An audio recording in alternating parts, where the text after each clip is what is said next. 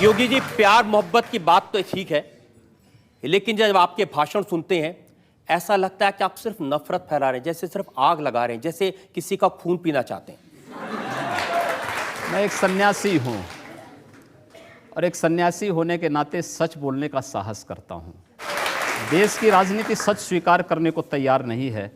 मुझे लगता है एक दिन उस सच को अपने अस्तित्व के लिए अपने उस सच को स्वीकार करना पड़ेगा। ऐसा सच आप कहते हैं कि अगर एक हिंदू का खून बहेगा तो हम 10 मुसलमान का खून बहाएंगे?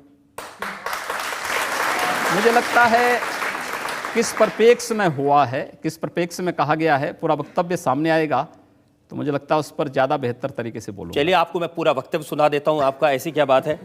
ये वीडियो हमारे पास में है 27 जनवरी 2007 का, गोरखपुर में कैसे आपके मुंह से मशीन गन से भी ज्यादा आग निकल रही है, ये आपको सुनवाते हैं। अगर एक हिंदू का खून बहेगा तो एक हिंदू के खून के बदले आने वाले समय में हम प्रशासन से एफआईआर दर्ज नहीं करवाएंगे, बल्कि कम से कम 10 ऐसे लोगों की हत्या उससे करवाएंगे जो लोग किसी कतई अब बर्दाश्त की सीमाएं समाप्त हो चुकी हैं।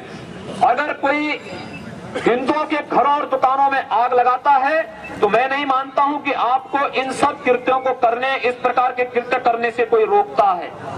बंधुओं, ये सब सीमाएं स्वाभिमान और सम्मान की पराकाष्ठा को तोड़ती जा रही हैं और आज आप सबको इसके खिलाफ अपनी लड़ाई को लड़ने की तैयारी करनी चाहिए। मैन जी, पूरे फ्लो में बोल रहे हैं आप। भगवा वस्त्र पहन के, हाँ। साधु का रूप धारण करके इस तरह की नफरत की बात करना ठीक है? देखिए, मैंने उस बात को कंडीशनल कहा है। अगर कोई आपको मारेगा तो मुझे लगता है कि सामने कोई मानव होगा तो उस मानव को आप ये मान सकते हैं कि आपने एक थप्पड़ मारा, आप दूसरा थप्पड़ भी सहन कर सकते हैं। लेकिन अगर सामने दानव है तो अगर मारना एक हाथ से मारता है, दूसरा हाथ से उसका जवाब भी दीजिए। मैं एक सन्यासी हूँ। अगर हमें शास्त्र का प्रशिक्षण दिया गया तो शास्त्र के साथ साथ शस्त्र का भी। अगर हमारे हाथ में एक हाथ में माला है तो दूसरे हाथ में हम भाला लेकर के भी चलते हैं, जिससे समाज को शिष्ट भी किया जा सके और दुष्टों को उनके कृत्यों की सजा भी दी जा सके। एक सन्यासी का सही कर्तव्य होता है। योगी जी, आप भारत की पार्लियामेंट के सदस्य हैं, आप उस सर्वोच्च व्यवस्था में हैं जो कानून बनाती है। आप लोगों से कह रहे हैं कि हम एफआईआर दर्ज नहीं करवाएंगे, अगर एक मारेगा तो हम 10 मारेंगे। आप गब्बर सिंह हैं कि हमने प्रशासन से इस बात को कहा।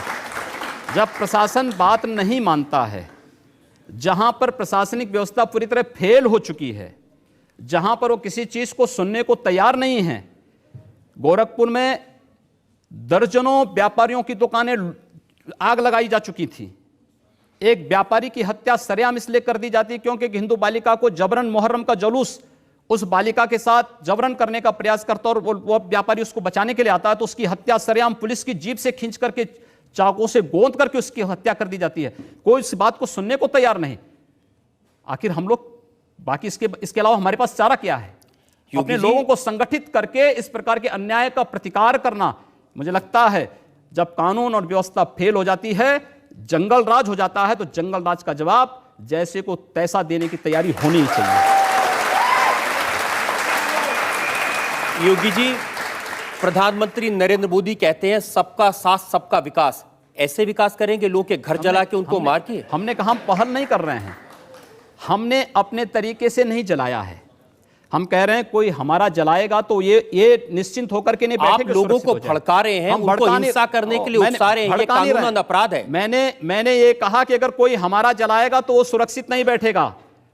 हम फिर इस बात की प्रतीक्षा नहीं करेंगे कि प्रशासन आएगा, हमारी बात को सुनेगा और फिर वह अपने तरीके से फैसला लेगा।